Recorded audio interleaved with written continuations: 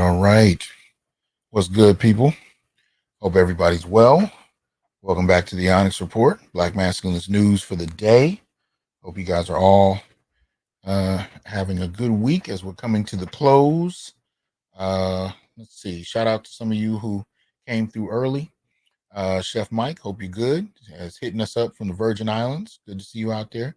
No one, what's happening? Spain man, what's going on? Kiel, Raheem, what's up? Charles, Officer Faulkner, good to see you, man. Mr. Donnie, what's going on? You know, BGS in the house. Joe Average Brother, what's happening? Good to see a number of y'all in here coming through early. Don't forget to like, share, subscribe, join, and donate. Support the show if you will, so we can continue to bring you this independent black male thought. Y'all know the deal. We got the Venmo, the PayPal, the Cash App, of course, Super Chat here on YouTube. And you can also hit us on Patreon, where you can support all the endeavors that we're engaged in. You can support the Onyx Report here on YouTube, the Institute for Black Male Studies, as well as the Onyx Network. You can support all of those ventures at once with a monthly contribution by becoming a patron of the channel and supporting the movement altogether. So please consider doing so. Hope you guys are well. So anyway, what we're dealing with today.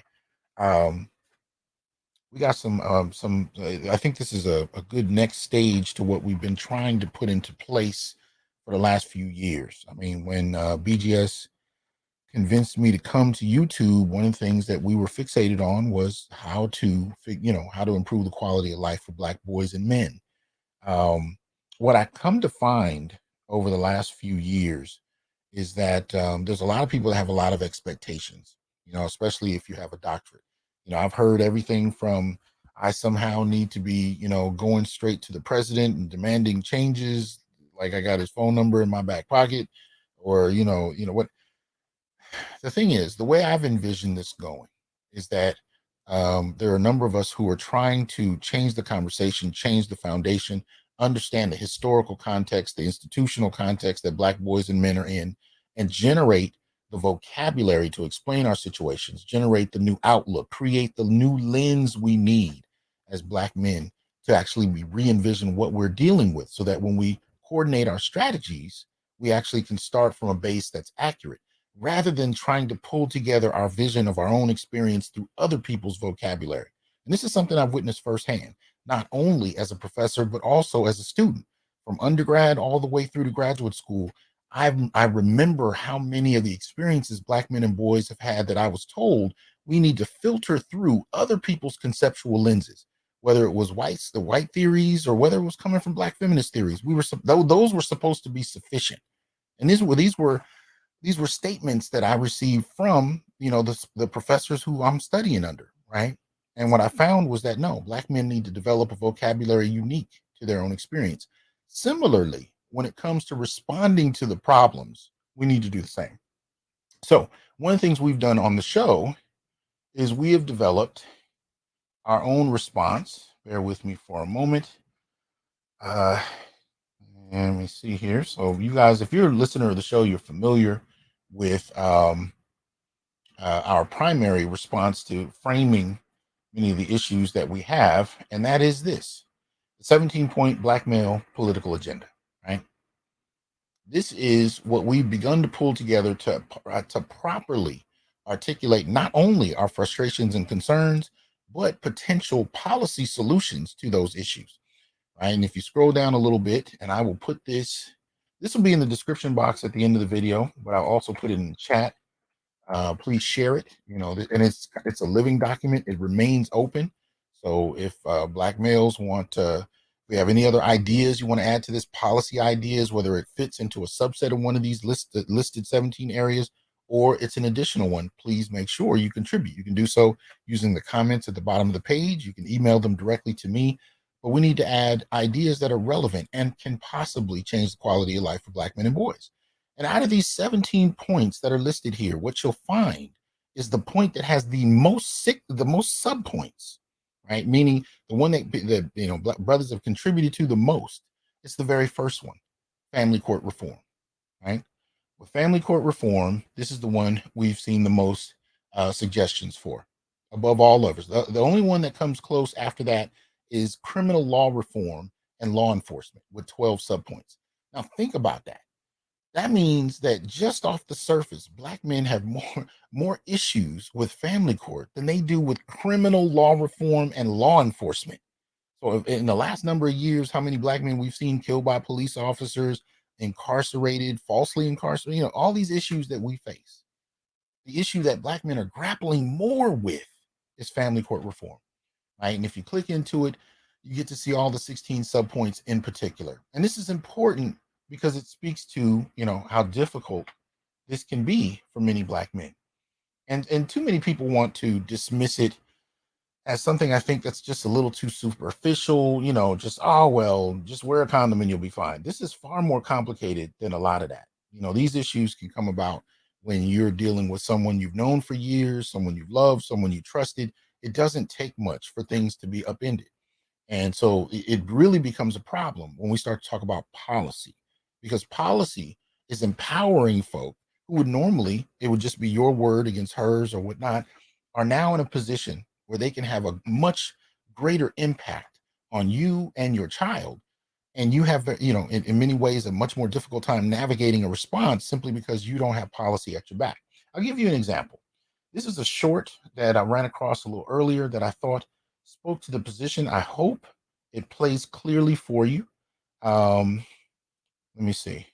When I play something from someone else's channel, that doesn't mean I'm wholly endorsing everything they do and say. It simply means that I found something relevant in a piece that I'm playing for you. So check this out. Hey, yo, is this true? The state is profiting off of child support? Correct. And in most states, the Judicial Retirement Fund is funded from this money. So the more child support that's issued from the family courts, the larger the judicial retirement. What? It's a massive program. It's the size of the largest defense programs. So Is the that incentives true? are absolutely huge. Okay, so give me a 1 if you guys heard that. With my system, sometimes it's a question mark. So I got to make sure you guys heard it.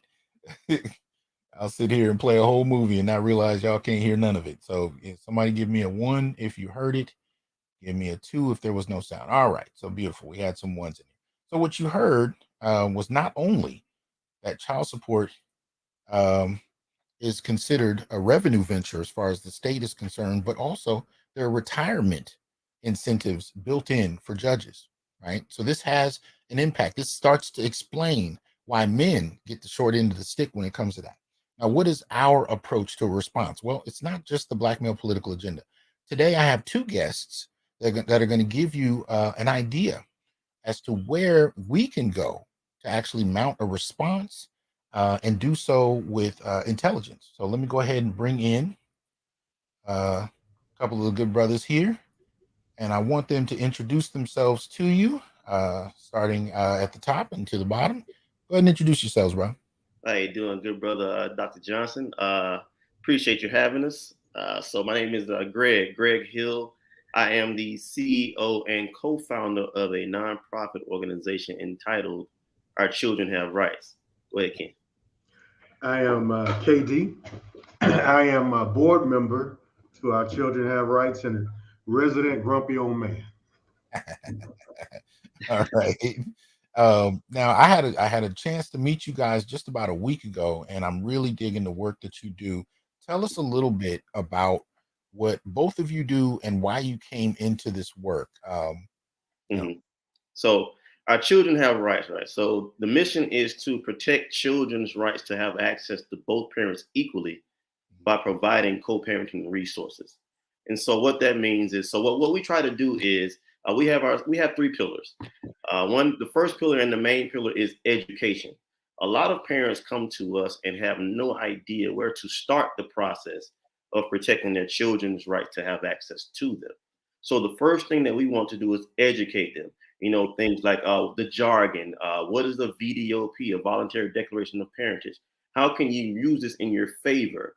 What are some things that you may need before going to court to protect that child's right to have access to you? So we really want to educate these parents on the process first. And then once you have that education, we move into what our next step is. So what we call this is the actual mental health pillar, right? And so now that you're educated, you go into that second pillar. And so we want to move you down from fight or flight to a homeostasis. So a lot of parents, what they do is they go right into fight or flight mode once, they don't have that access to their children. And so since they don't know how they don't have that access, or they don't know why they don't have that access, they go right into fighting. And so then they go straight into fighting the other parent.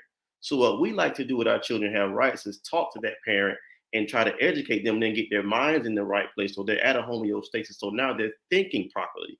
And so now they can actually think of a way and help that process to protect their child's right to have access to them. Then we have the third pillar, which we call that legal aid and documentation review. So now that your mind is right, now that you're educated, we want to make sure your documentation is correct, right? So do you have a parenting plan? Have you established paternity? If you have a parenting plan, is there anything that you need addressed? How do you file motions in court? Now that you have the documentation correct, now we can move into that next section of it. So now that you have your mind right, you're educated, your documentation is right, now we can coach you and help you on mediation. So how does mediation work? What are some of the tools and the tactics that you can use through mediation to have a successful outcome? And then let's say, mediation doesn't work for you. What we like to do, well, what we want to do is create our own grant program that will help facilitate and finalize or finance some of the actual costs for legal fees.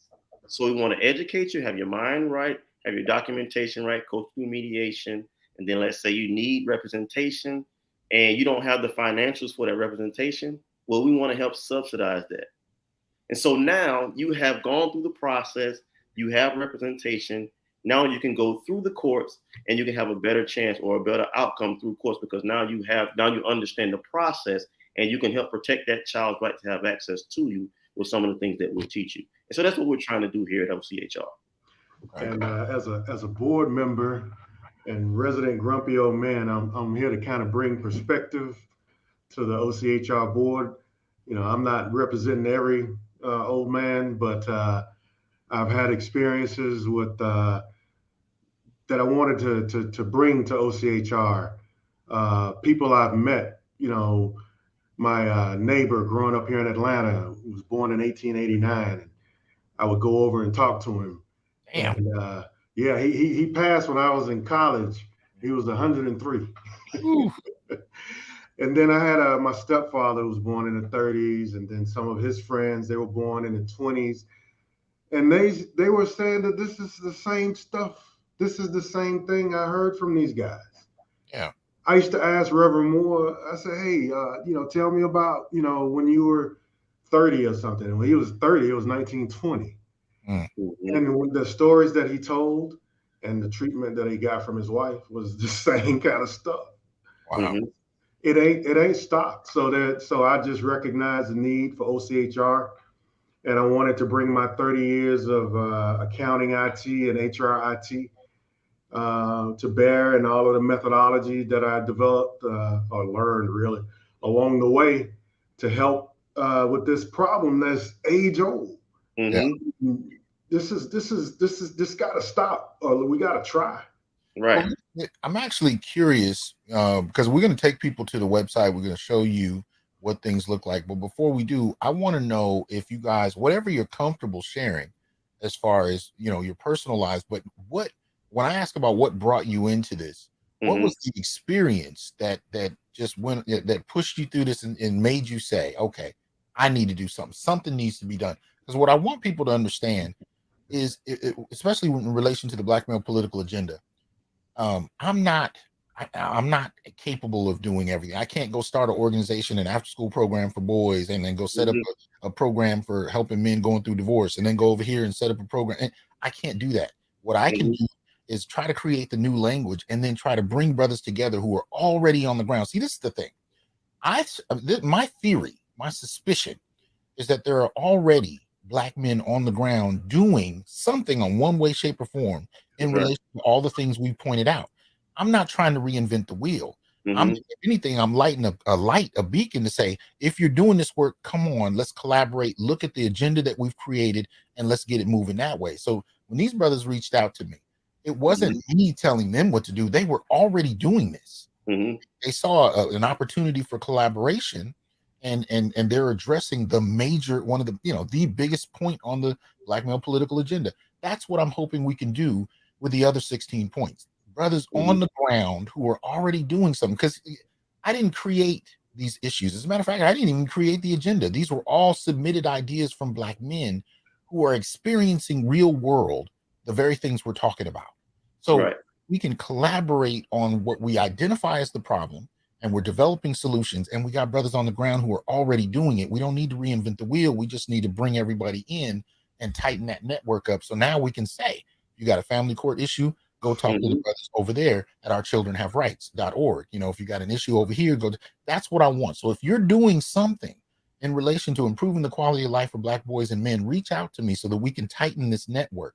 But I want brothers to hear y'all talk about what your personal experience was that let you know that you needed to do this work. So I'll go here, KD. So initially, I'm not only the president, I'm a client, right?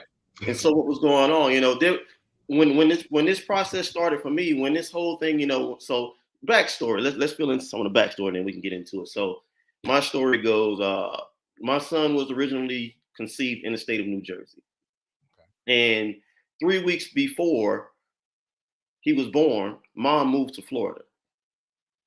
So then I had to go to Florida to protect his rights to have access to me.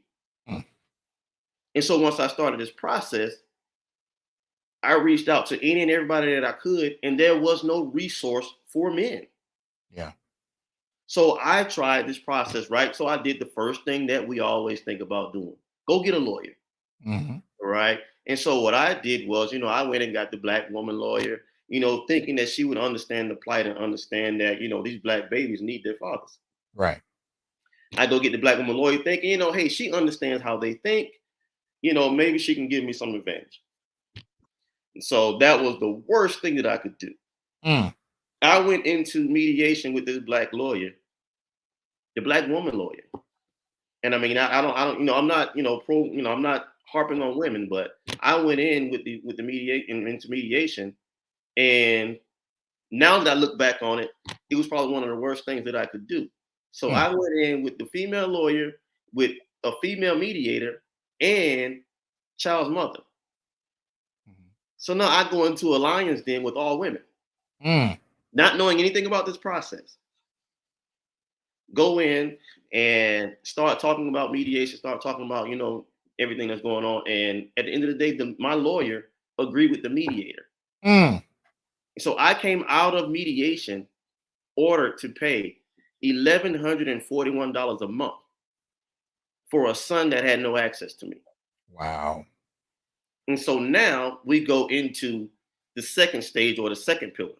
Now I come home in this chair right here, and I sit for 3 months and drink a bottle of liquor a day, feeling as if I failed my son.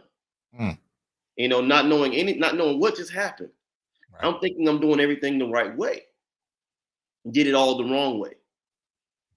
So now I'm sitting here and the light bulb goes off.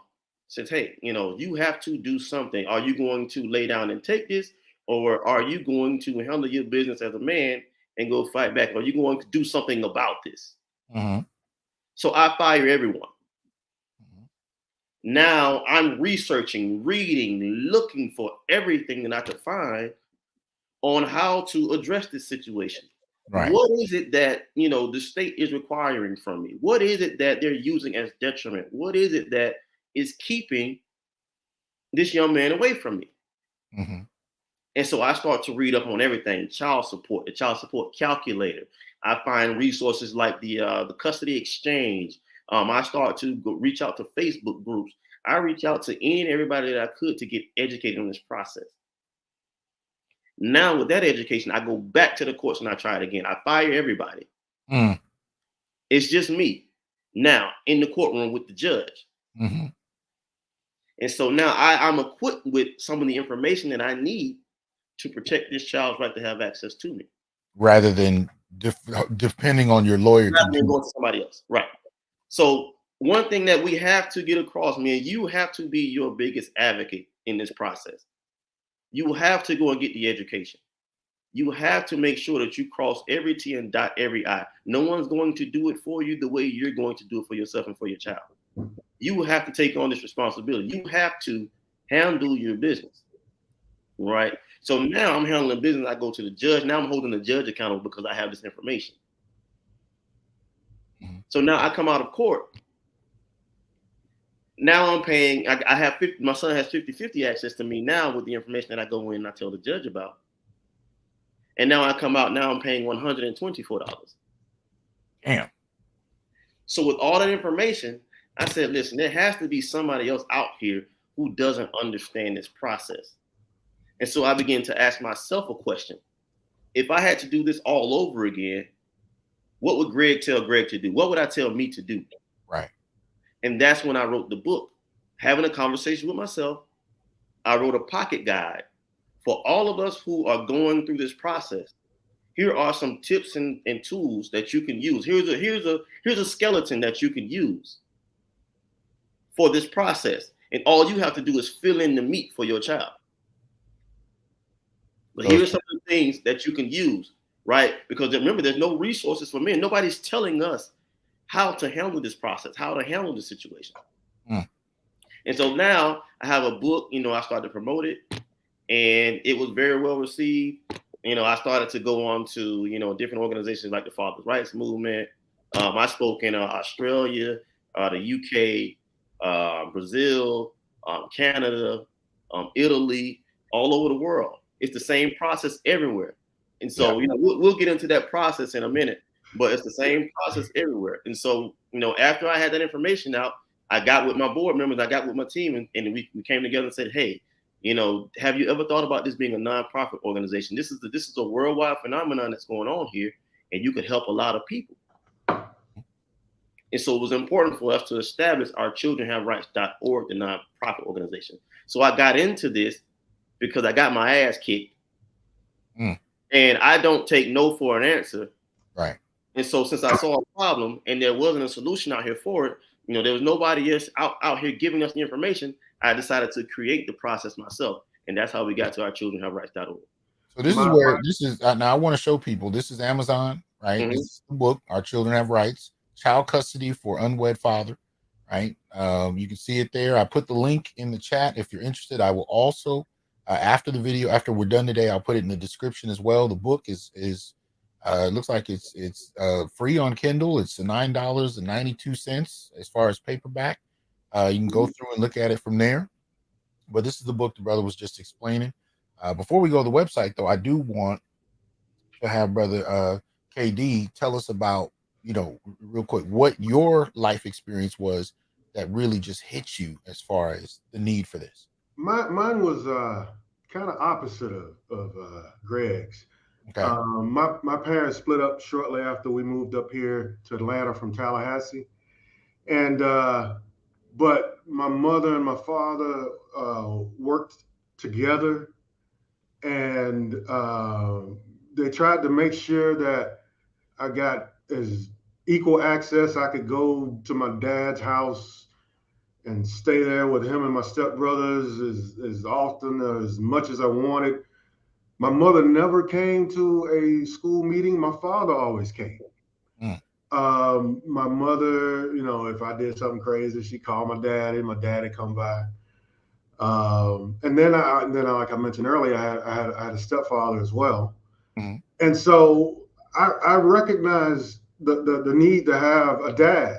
And then I found out the reason why my mother was so adamant about my father being in my life. It was because her father was not in her life. Mm-hmm. Her grandmother ran her father off. Mm.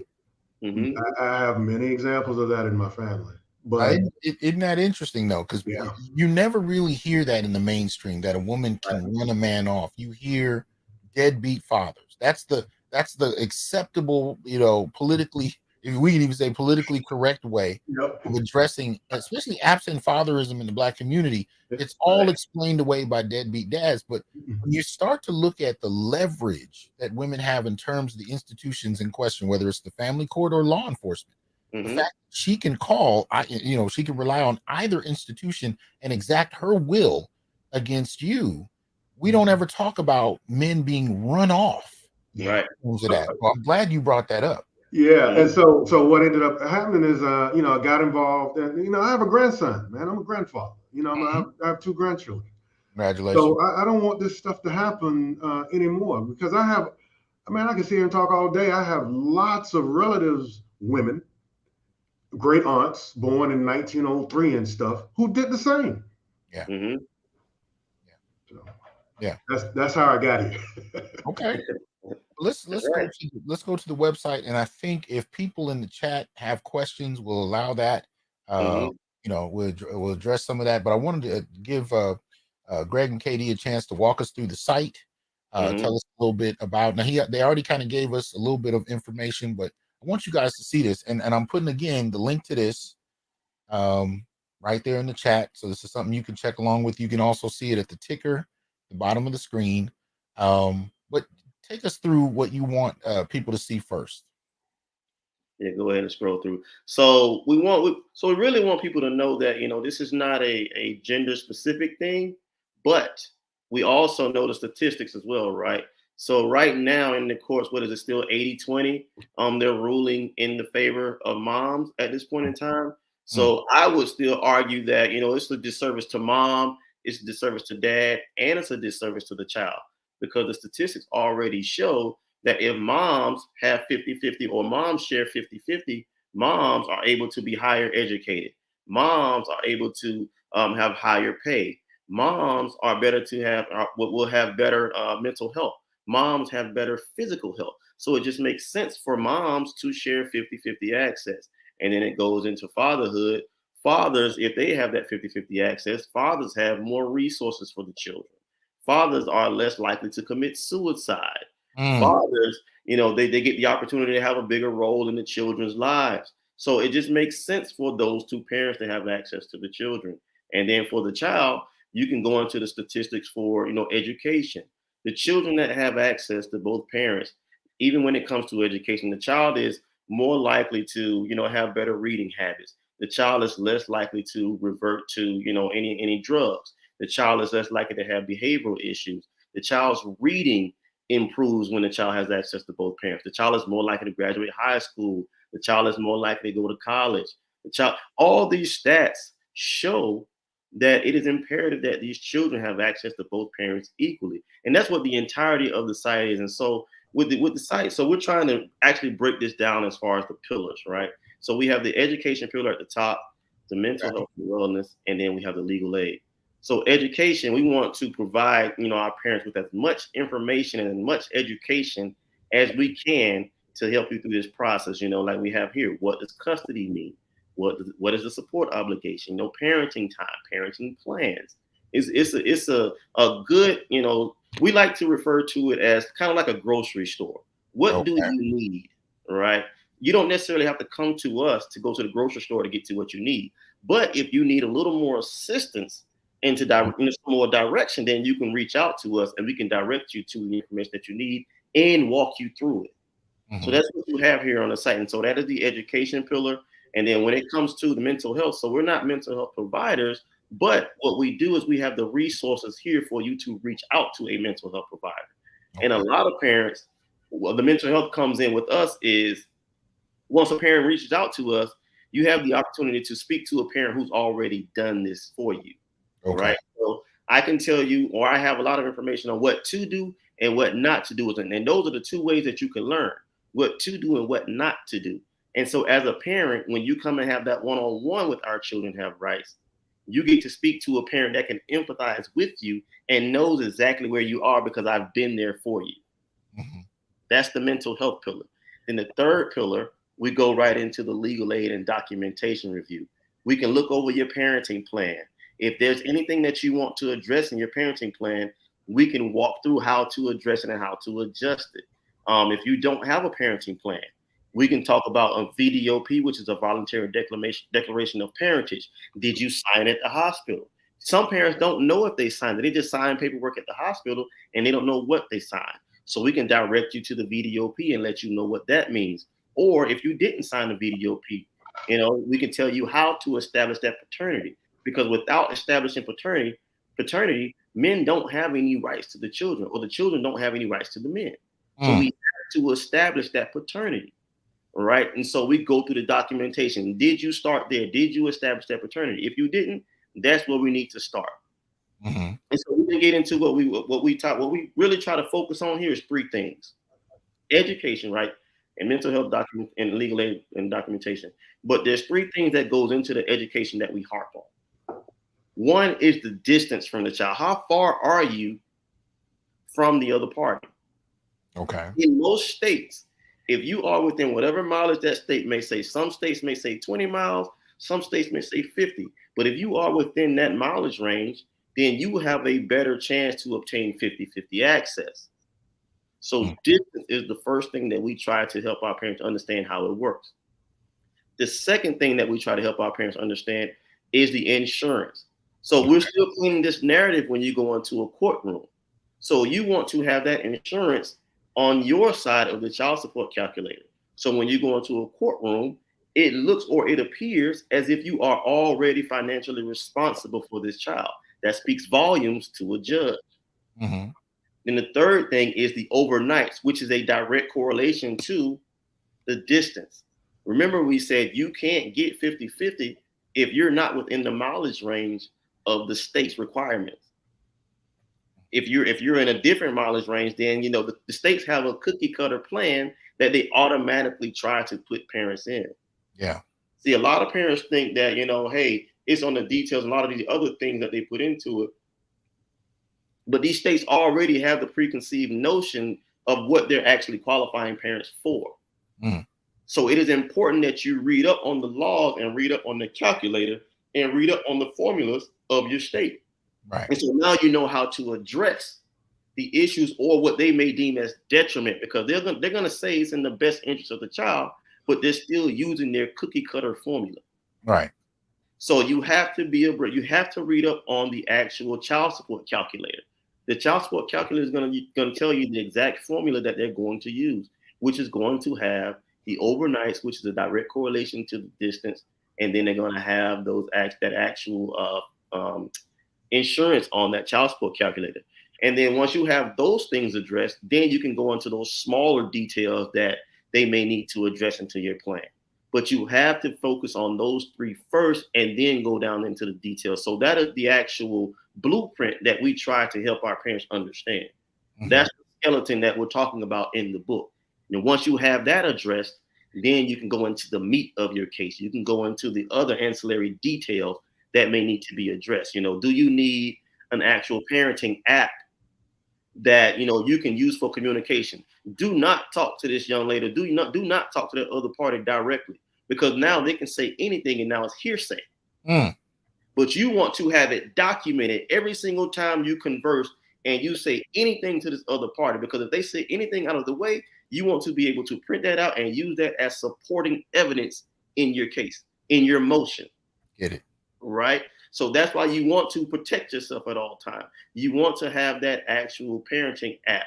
Other things like, what does, the parenting plan look like? Let's make sure we break that down and have it in your favor. And if you don't know what that means, we can actually come and help you address that. So there's certain things that we can help you with, and that'll make your process easier and help you gain more of a favorable outcome to obtain 50-50 access for these children and protect these children's rights to have access to you. There's a lot of tricks to the trade, a lot of things that we go over, and a lot of things that we could do. And it makes a big difference once you have this education. Even before you go to a lawyer, you want to be educated on these things and educated on this process, because now you can go in and hold the lawyer accountable. Right. I want to point out something, Greg, and Doc. My dad did a great job, with me, if I say so myself, and my three brothers. But later on in life, he had a son, another son, and I've never seen the guy, because the mother and her mother went to court. I went with my dad, and they did everything that Greg said. And now this is 20 going on 26 years ago, and I still haven't seen this guy. We're trying to find him. Okay. And if we had access back in 1997 to this, maybe I would know my brother, and I wouldn't walk by him on the streets of Atlanta and not know that that's my brother. Wow. Right? And look, this late, my dad was retired, and so she got his Social Security without any visitation. Yep. Wow. The Social Security just paid the lady. Wow. Wow. That is also a major point that we have to address. The child support agency is not in your favor. The child support agency is only concerned with the financials. They are only concerned with the money.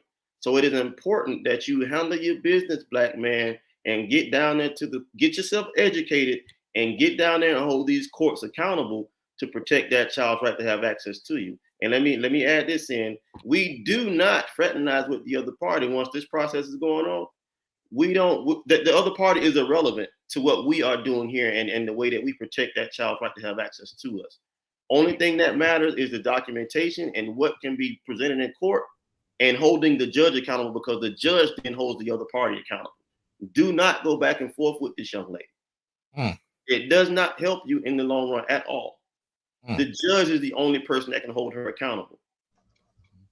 Hey, Greg, tell them about how to deal with them after the judgment, after the rights, some of the difficulties and processes that you have to do in order to not jack yourself up.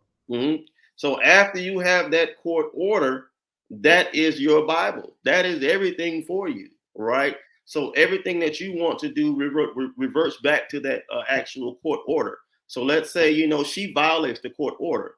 You get right back into the court and you hold that judge accountable again. So here's what I use that has been successful for parents. Write this down, fellas. This is very important. This is vital to your process. Once you have that court order, you're going to hold the judge accountable with that court order. Because remember, this is the judge's ruling. So if she violates that, you go back to your court order and you state out and you write your motion in this order. You write your motion to say, hey, judge, on this date and at this time, this is what you told us to do. The second line to that should be, judge, on this day and at this time, this is how she violated your ruling and your order. Has nothing to do with me. This is, you told her to do this, judge. She is blatantly disregarding you and your authority. So this is what you told her to do, and this is how she violated. The third line should be, judge, this is what the law states should happen if she violates. And then that last part is, write your own suggestion of what you think should happen. A lot of times we go into a courtroom and we don't fill out our motions correctly. We don't ask for anything. Right. And then the last line should be, hey, she covers all the expenses. And once you do that enough and she gets tired of paying those frivolous expenses and the judge holds her accountable, then we can start to have some recourse. We can start to have some wins. And now you have things going in your favor. Now the judge is starting to see the narrative. The judge can start to hold her accountable because now we've held the judge accountable. And you won't have to be like me, trying to help my 78-year-old father try to find his son. Wow. That's right. Tell me this. So to the average brother listening to this who says, you know what, I could use this help. How do you determine how much is this going to cost? Is it expensive? What do I got to do? Tell us about the process for the average person coming to the website for the first time, trying to reach out to you. So like we stated earlier, the process is really, the actual website is really like the grocery store. You can go in and get what you need and you can move on if you don't need any other direction. But if you do need a little more guidance, you can go to the contact us. And now you can go to that initial contact form and that will get directly to me. No one else, it will get directly to me and I will look over your details and then help walk you through the process of protecting that child's rights to have access to you. And here's the kicker, gentlemen. I don't charge you anything. This is all at no cost. Wow. No cost. This is about these children. It is time for us to stand up and take back our rightful place and take back our assets. And our children are our biggest asset. Let's protect these children's right to have access to us. Okay. Now I'm gonna, I know there's been a couple questions. If you guys have questions, go ahead and put them in the contact section. In the comment section now. Shout out to Dark Power for the Cash App. Well, we got one question up from Brand Chase Mack. It says, correction: do fathers get to help pick schools, sports teams, care, and appearance equally with being granted joint legal and parenting time? This all depends on your parenting plan and that language in your parenting plan. This is why you come to people who have actually gone through this to make sure, we understand how that language is supposed to work. If that's what you want in your parenting plan, then we can write that verbiage in there to make sure that that is something that you can achieve. But it depends on the parenting plan. Your parenting plan is your guide. That is your Bible. That is the law for you until that child turns 18. So you want to address everything in that parenting plan. But let's go a step further. Let's say you don't have that in your parenting plan. A lot of times, the courts will not address that until you file one or two motions. The biggest one is a substantial change in circumstance. You want to read up on the substantial change in circumstances in your state. Okay. A lot of times that's going to refer to, is there anything medically that needs to be changed? Did anything change financially? Did anything change with the distance? There's a lot of things that you can use for that substantial change in circumstance. Or in most states, you have maybe one or two opportunities to change that parenting plan, do a supplemental change to that parenting plan. Mm-hmm. So you have to look at what you want to use in order to address that parenting plan. But this goes directly to the parenting plan. You have to have the information documented in the parenting plan, and do not let these courts write documentation that is ambiguous. Okay. You want this information to be clear. And if it's not clear, you go back and you hold the courts accountable again. Okay. Another question, same gentleman. If mother makes more money than father, will I be forced to pay child support? It depends again on those three things that we want to focus on. The distance from the child. Is the child on your insurance, and what are the overnights? The overnights are the direct correlation to the support. So for example, mm-hmm. if you get as close as you can to 180 overnights, if you have 180 overnights, the child is on your insurance, more than likely you're not going to pay child support. Okay. You're not going to pay child support because it's a direct correlation. So since you two have the baby evenly, and you have the actual insurance in your favor, she may end up paying you. And that depends on, once you put the financials in, they will calculate what's the max that you two make and what the child may need. And then if you have the actual things addressed in your side of the calculator, then you could come out more favorable. So again, it depends on that child support calculator, and is the child on your insurance, and what is the distance do you have as close as possible to 180 overnights. Okay. See, this is the formula that they use. Mm-hmm. So you have to understand how the formula works in your state. Right. Okay. Let's see.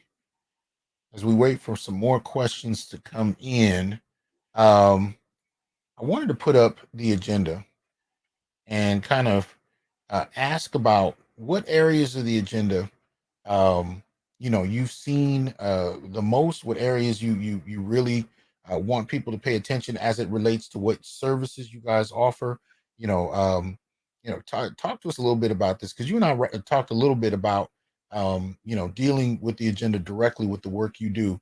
What are you seeing people dealing with, and what areas of it are probably most prominent in terms of what people have to grapple with? Well, custody is always going to be the number one thing that people will deal with, right? And that's because they don't understand how the process works. And so we want to create this reform that says, 50-50 automatically happens. But in essence, it's kind of already there. We're just uneducated on it. Okay. And so it is imperative that we get educated on how to obtain 50-50. And then once we do that, then we can really address this actual point of, the child custody and the reform. Because they're going to take advantage of your ignorance. Correct. That is what they're actually using as detriment at this point in time, really. Okay. And so there's another one that you have here when it comes to paternity. I absolutely agree. Paternity needs to be tested at the birth. But since we don't have that, educate yourself on how paternity works, young men and gentlemen. Educate yourself on how paternity works. Yeah, I got a cousin, and also in Florida. This man has raised a whole crackhead and did not know that this girl was not his child.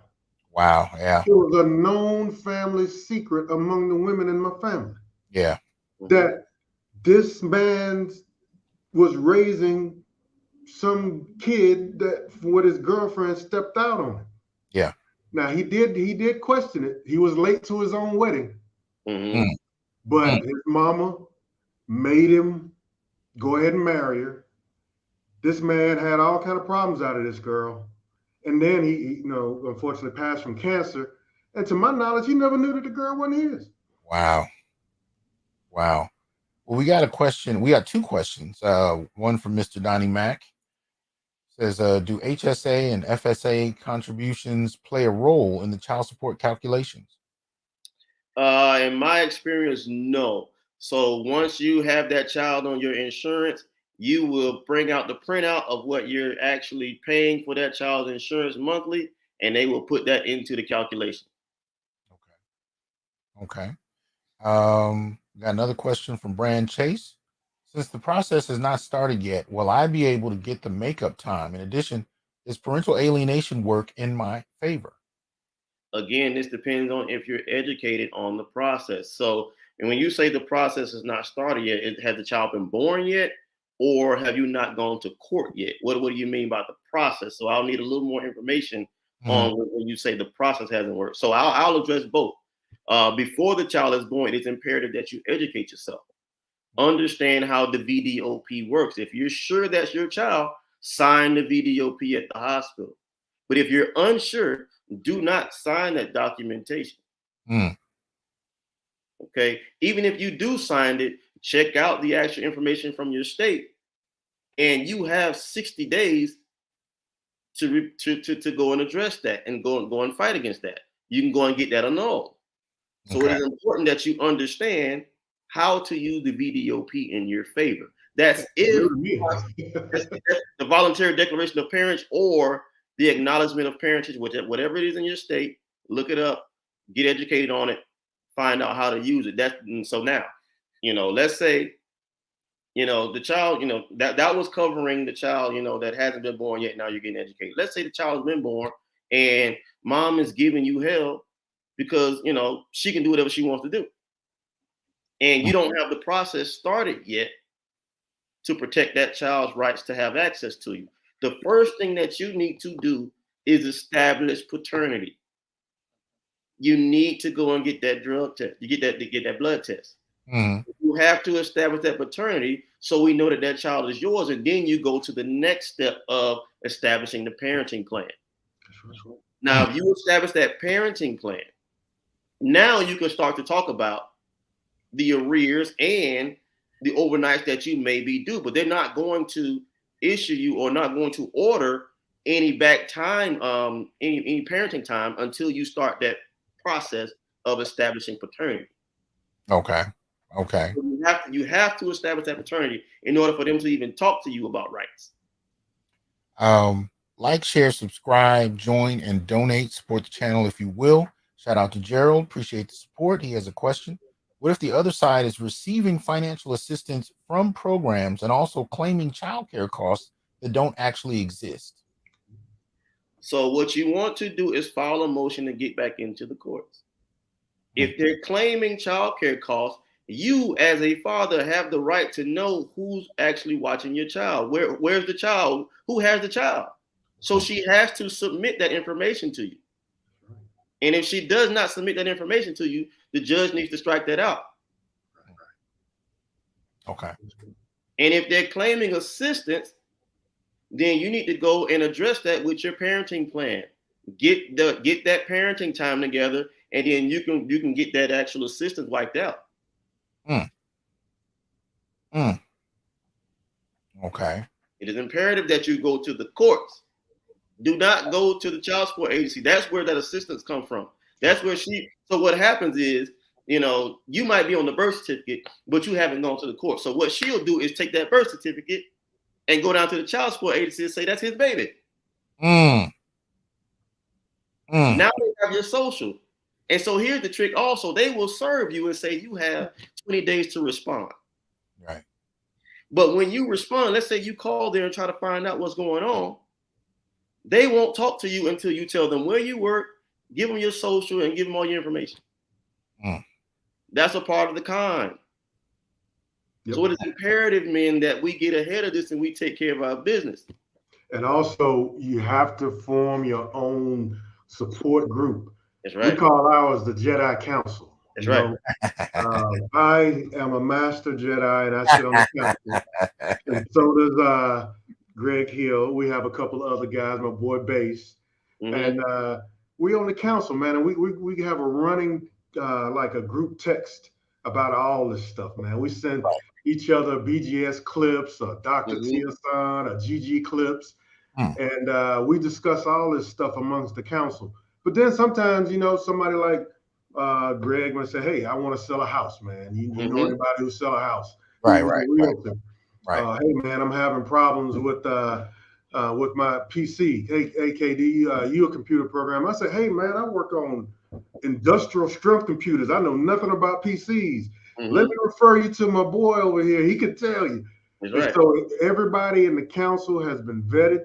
And then we got the young Padawan learners who just coming up. And then we got a few Jedi Knights out there roaming. But all together, we put our brain power together and we talk about things like OCHR. And I think that we all have to have that, man. Yeah. And we can't have these big organizations anymore. That's a single point of failure, as they say in the IT world. And we've seen King and Mega Evers and X and all them get shot. Nah, man. This has to be a distributed network with no single point of failure. And I mean, I'm curious, you know, are y'all finding that brothers are really just kind of out there doing it all by themselves? Are you finding that to be the case? They're in their silos, dealing with these situations one-on-one. Some cats may know more, some may know less. Women are responding in all kinds of different ways. But, you know, I'm seeing a need for Black men to collaborate, which is why I invited you guys on. I like what I'm hearing. I want to see more brothers doing it, but a lot of brothers don't always know where to start. That's right. And so I'm hoping that this will be something that, you know, brothers can tap into. But what do you have to say to these brothers who've been, you know, carrying this load, fighting this battle by themselves, you know, really trying not to go crazy dealing with this? Yeah. You know, what would you say to them? I would say, you know, it is important that we continue to talk to our village. You know, a lot of times we as Black men, we internalize, you know, we're actually, you know, conditioned to just move on. Yeah. You know, we don't talk about it. Not complaining. That is putting us back further than anything else out here, right? If we don't talk about it, then we're not giving the information to the people behind us and we're not learning from it, right? I mentioned it earlier. There's two ways to learn. You can learn what to do and learn what not to do. And if we are not telling each other what to do and what not to do, we are still walking into the same potholes that we walk into every day. So we need to collaborate. We need to share this information. This is one of the best things that the internet has done for us. Yeah. You know, these females had, you know, OnlyFans. Well, we've had the opportunity to come together and bring and collaborate and share notes and share information and say, hey, this what they doing over here. Yeah, and if they could do it in prison, these jailhouse lawyers, why can't brothers on the outside do this stuff? But you know, the cool part of it is, you know, being Gen X, I grew up listening to generations of women give each other advice. That's right. About navigating this very kind of dynamic. They talked about everything from divorce and family court to how to get more out of them. I mean, I've had ex-girlfriends that I've heard in conversation with their girlfriends about how they can fleece the ex-boyfriend or ex-husband even more. And I'm sitting there just listening to this. And I'm like, you know, and for them, it's a network that's well cemented.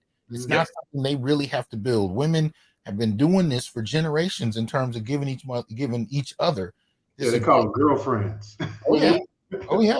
And we've seen, this has been translated to popular media. We've seen it in television shows and reality shows and movies. It's just part of the backdrop where women provide each other these resources, and it's multi-generational in how they've done it. But I've, you know, for Black men in particular, but men in general, I haven't always seen, you know, how these brothers navigated this. I just, you know, so that's one of the real reasons I wanted you guys on, because we got to change this culture. We got to turn it around. Now, I will say what a lot of brothers are starting to consider more than any other time in my lifetime is they're considering some of the solutions that are coming up amidst these spaces. You got monkhood, you got brothers going international, you got brothers, you know, there's all kinds of different things. Some brothers are talking about multiple or polygamy, you know, but these are all options that men are exploring outside of the traditional narrative because of the kind of experiences you're talking about.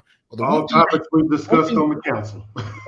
But the one thing I haven't heard much about is a collaboration where brothers can actually prepare and give each other information to navigate this. Talk a And little bit about that. it is vital. It is important, right? Because we can come together and because they used to have card parties back in the day, and sit down and share this information and have a cigar and have a drink and talk about this stuff, man. We don't do that anymore. I'm gonna take it more basic, Greg. Sitting up under the tree. Yeah. Mm-hmm. We don't have that anymore. People don't sit up under the tree and share information and talk crap. What you can do now is you got the virtual tree. Mm-hmm.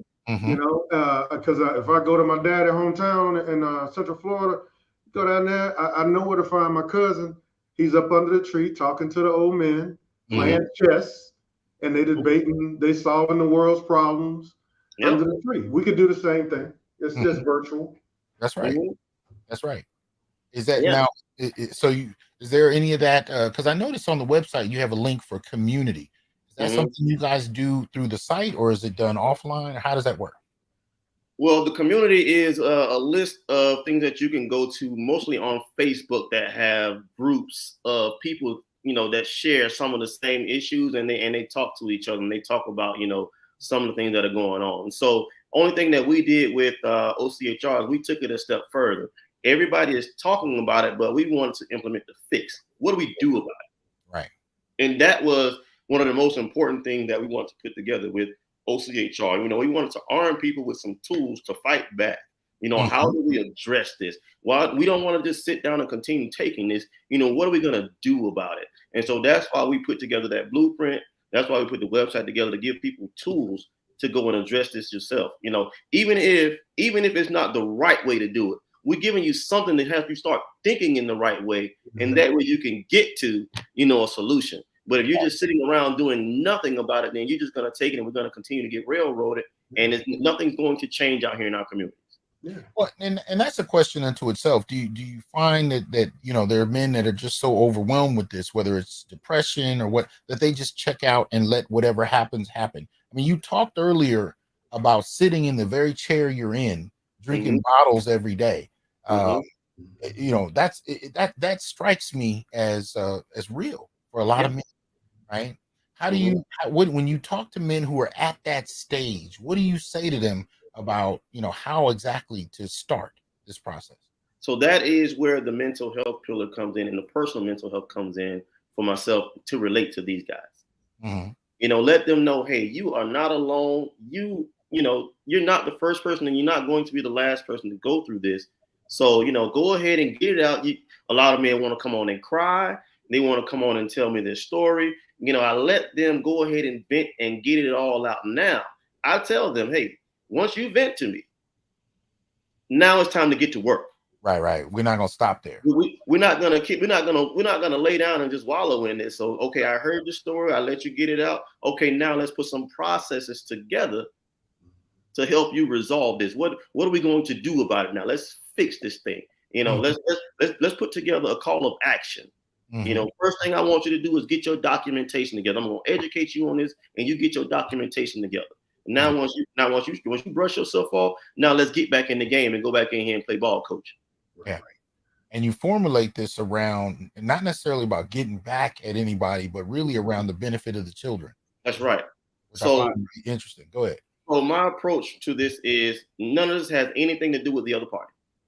Okay. Nothing to do with her. Everything to do with that man you see in the mirror. Okay. If you handle your business, you can have a better outcome. If you educate yourself, if you get your mind right, you get your documentation right, you follow the process, you follow these steps. It may not go well for you the first time or the second time, but the third, fourth, fifth, sixth, seventh time, we're going to see some progress because you're going to be doing the right thing. Rome wasn't built in a day. Right. But what we're gonna keep piling on to. We're gonna keep putting block by block on until we get those babies back, until we get them children to have the rights that they're supposed to have access to. We're gonna, you keep running that dive play, keep running that play action, and you're gonna catch them linebackers creeping up, and you're gonna dump it over the middle, and the rest is history. Julio to the house. That's right. That's right. That's right. So, and of course, the results differ and they take time because everybody's starting from a different point. Right. They're in different states, all kinds of different situations. Yeah. So Yep. And that's why it's important to meet these parents and meet these families where they are. You know, again, people start at different places, like you stated. You know, some may be close to the end and they got a lawyer that's not pushing well or not going through the process and trying to hold them hostage with some money. I'll tell them, hey, get rid of the lawyer. You're already at the end. You know, just go ahead and follow your motion and go and hold the judge accountable. You know, it just depends on where they are in the process. And then we will walk you through it. We will help you build a process. We'll help you build what you need for yourself. And then you go ahead and go and complete what you need to complete. That's right. That's right. Well, look, man, I really appreciate this. I just wanted to help. I wanted to add what I could to the pot to get brothers to be able to access what you have. You know, what I'd like to do at this point is just get your closing thoughts on this in terms of, you know, what you want to leave the audience with as far as what you do. We'll go ahead and start with KD, and then we'll go to Greg, and we'll close it out from there. What I'd like to impart upon brothers before we leave, at the risk of sounding like a coon, to quote the great Booker T. Washington, cast down your buckets where you are. Go ahead and handle this yourself. Stop. Don't wait on Congress, or don't wait on representative, whoever the heck, you know, a reverend, doctor, whatever. You are empowered now to take advantage of these tools to take your life back and to take an active role in your child's life. Do it. That's right. I would, you know, close it out with saying, you know, hey, gentlemen, you know, we have a long fight ahead. We have a long road ahead. But just understand that, you know, this is a twofold approach. You know, we have to come from top down and bottom up. You want to fight these policies the way you guys are doing, the way everybody wants to do. We want to change the laws, but I prefer you change these laws with your kids. I prefer you change these laws with the access and protect these children to have rights to you that they're supposed to have. Then once you have that, you know, we can go and address the laws and get the laws and get these changed back into the favor where it needs to be. So let's continue to fight. Let's continue to go through the process. Let's educate ourselves on what we're supposed to be doing out here to protect our children's right to have access to us. And let's continue to make great strides and great work in the community. Hey, man. Thank you both again for coming through. All the links for everything I've covered tonight that you saw online, I will include in the description box soon. So just give me a few minutes after the video's done, refresh your page. You'll be able to find them, check them out for yourself. But right off the bat, you want to look for ourchildrenhaverights.org. You know, as they said, it's like a grocery store. You can find information you want from there, or if need be, you can go a step further, click the contact button, and actually get in touch directly with Greg Hill, the CEO himself of the group, and get some guidance. And if possible, get inducted into the group. You might have to go through an initiation. You might have to handle a lightsaber for a minute. You got to build your own lightsaber. You got to find your kyber crystal.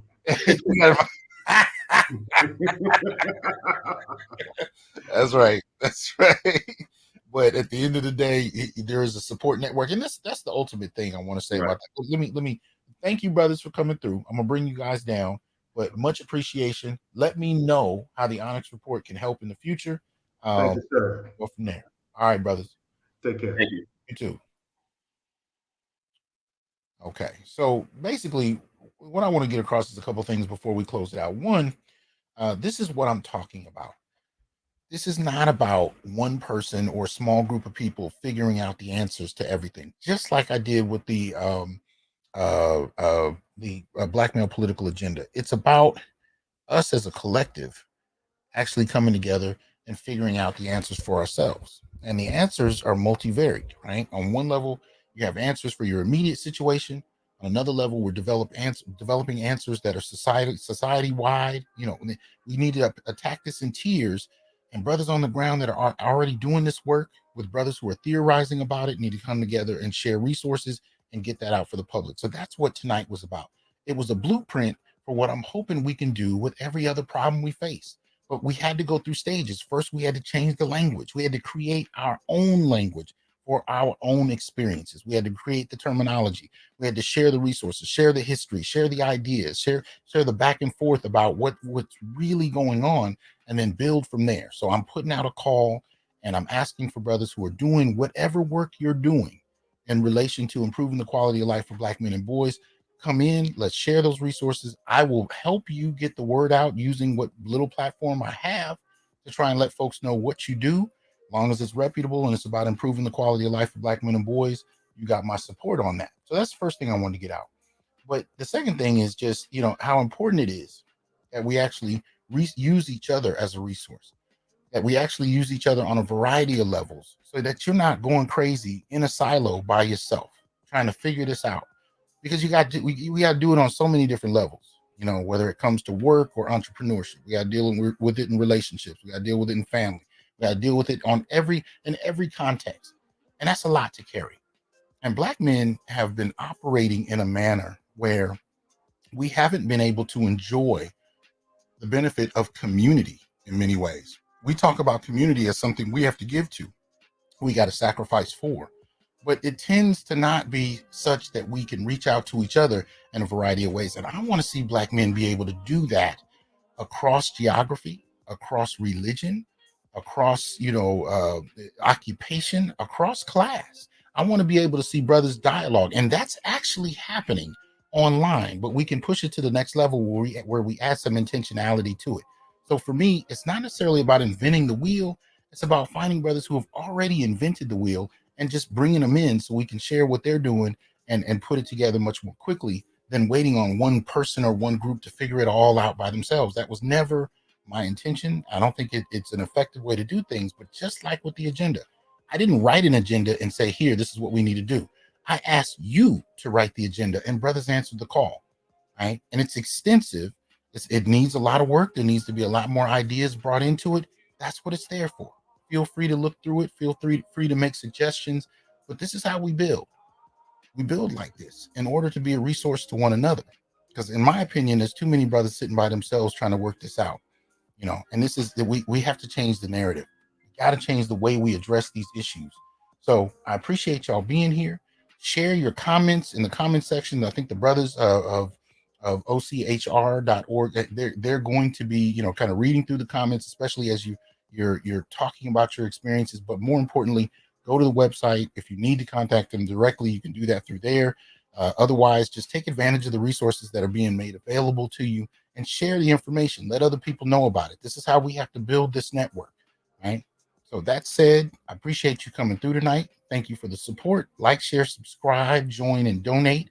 Support the channel. And if you can't support the channel financially, at least click the like button, share the video so other people can see it. We want to get the word out on these types of resources. And if you have a resource or a suggestion for a resource that can be of use to Black men and boys, send it to me. You can do it right through here through the comment section. You can do it through my, you can go to my website, thasanjohnson.org, and you can see the email at the top, send it there. But at the end of the day, this is how we need to take it to the next level. So y'all have a good night. I'll let y'all soon. Peace.